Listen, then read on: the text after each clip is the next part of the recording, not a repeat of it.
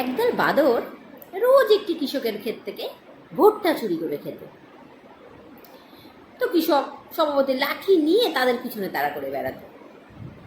তো বাঁদরের দলদের আর স্বাদ মতো ভুট্টা খাওয়া হতো না। একদিন হঠাৎ বাঁদরগুলো খবর পেল কৃষক মারা গেছে। তারা তো খুব আনন্দ উল্লাসে ভরপুর, খুব নাচানাচি করছে। এবার তারা মনের মতো করে ভুট্টা খেতে পারবে। কিন্তু পরের বছর আর ভুট্টা হলো না।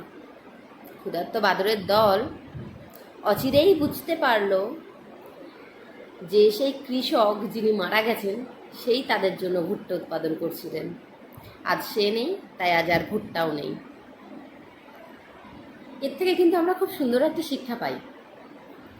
আজ আমরা যাদের অবহেলা করছি, যাদের মূল্য বুঝতে না পেরে, তারা যখন থাকবে না, তাদের গুরুত্ব কিন্তু আমাদের ভাবিয়ে তুলবে, হয়তো কাঁদাতেও পারে।